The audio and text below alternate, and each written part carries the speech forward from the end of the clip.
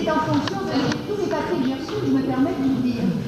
Une société, écoutez, je crois qu'on va terminer sur ce point-là, effectivement. Le syndicat n'est absolument pas une association, mais le syndicat, je voudrais préciser, devrait regrouper, pour préciser le syndicat, il y a d'abord qui il regroupe et quelles sont ses tendances. Il doit regrouper normalement tous les gens qui font l'astrologie de façon importante, mais pas forcément en tant qu'ayant un cabinet. Ça peut être des gens qui donnent des cours d'astrologie, ça peut être des gens qui écrivent des livres d'astrologie, Qui écrivent dans des journaux. qui écrivent dans les journaux, ça peut être des gens qui font de la traduction, des traducteurs astrologiques, ça peut être des gens qui sont responsables d'associations astrologiques, c'est-à-dire qui sont organisateurs, qui organisent des congrès, qui organisent des réunions. Donc dans ce syndicat, il y aura déjà une pluralité au niveau même des carrières astrologiques, au niveau même de la connaissance du milieu astrologique. Donc ça c'est déjà un premier point. Par conséquent, il est souhaitable que dans ce syndicat, d'après, que les présidents des principales associations astrologiques, que les responsables des différents mouvements astrologiques soient là à titre justement professionnel, c'est-à-dire à titre de leur activité. Oui. Est-ce qu'il peut y avoir dans votre syndicat des gens qui défendent simplement l'outil astrologique? Alors, écoutez, je le répète une fois de plus, ça va vous énerver, mais je vais dire que, a priori, on ne peut pas. Votre question, ça veut dire déjà qu'on a une réponse par rapport à votre question. Alors justement, on est en train de dire, rassemblons-nous pour réfléchir entre nous à ce syndicat et pour déterminer ses limites et ses contours. Donc je ne vois pas pourquoi je répondrai a priori à cette question. Peut-être que parmi les fondateurs de ce syndicat, cette attitude sera plutôt favorable, peut-être qu'elle ne le sera pas.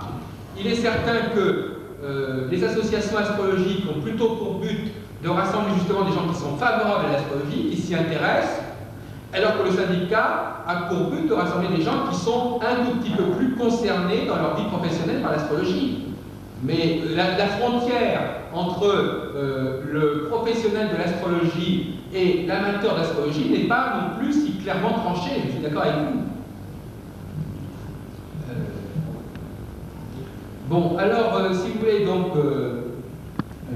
il y a également les librairies d'astrologie qui pourraient faire partie de ce syndicat, n'est-ce pas? Nous avons, ce serait particulièrement intéressant que les grandes librairies astrologiques de France soient dans ce syndicat. Donc vous vous rendez compte que les éditeurs d'astrologie, les grands éditeurs d'astrologie comme Derby, l'éditeur traditionnel, l'édition traditionnelle sont tous dans ce syndicat. Donc si vous voulez, ça peut être véritablement un forum, comme disait Clarisse, entre toutes les catégories d'intervention astrologique. Par exemple, les informaticiens, ceux qui font des programmes d'informatique en astrologie, peuvent parfaitement faire partie de ce syndicat. Il y aurait donc un certain nombre de sections, et je pense qu'il y aurait la section des animateurs, la section des informaticiens, la section des enseignants, la section des auteurs, la section des astrologues consultants, etc.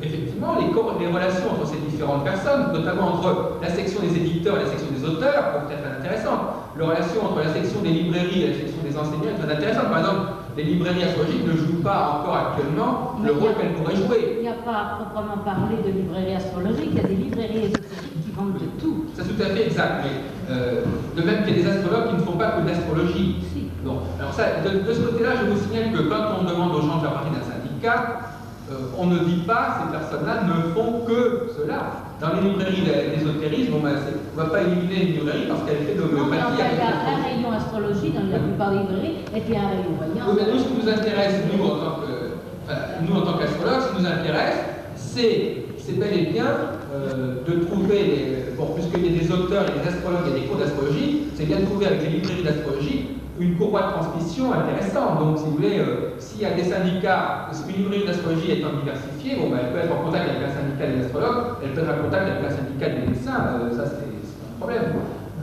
Alors donc, si vous voulez, je crois que le syndicat devrait regrouper toutes les catégories professionnelles liées à l'astrologie d'une manière ou d'une autre, depuis le traducteur jusqu'au libraire, depuis l'éditeur jusqu'à l'enseignant. Et deuxièmement, en ce qui concerne les orientations de ce syndicat, je ne peux répéter qu'une chose, c'est qu'il s'agit de rassembler pour l'instant une trentaine, par exemple, de personnes qui sont d'accord pour donner jour à ce syndicat, pour lui donner une certaine forme, et ce seront véritablement ceux-là qui auront été les pères fondateurs. Et ensuite, effectivement, bon, les gens qui viendront et qui nous poseront des questions sur le syndicat, on leur dira, voilà, le syndicat, il est comme ceci et comme cela. Mais pour l'instant, nous en sommes encore à l'étape des pères fondateurs. Donc, ne brûlons pas des étapes. Nous sommes à l'étape des pères fondateurs et nous cherchons des pères et des mères fondatrices.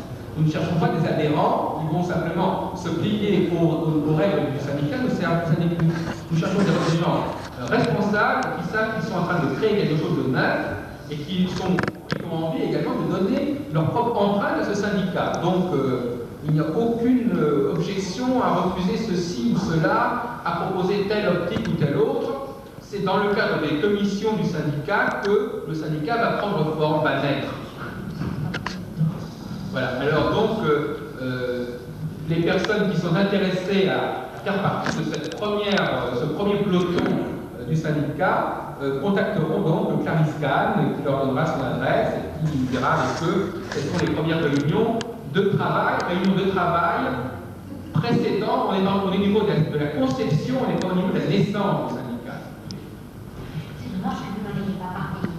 Ah oui, d'accord. Mais vous savez, les gens qui sont ce sont des gens que nous connaissons, n'est-ce pas? Nous avons leurs adresses, nous les connaissons de différentes manières. Bon, il se trouve qu'effectivement, on en a parlé un peu dans les couloirs, de toute manière. Ah, Monsieur Mazuir, justement, et Monsieur Charvet, parce que bon, ça fait déjà après.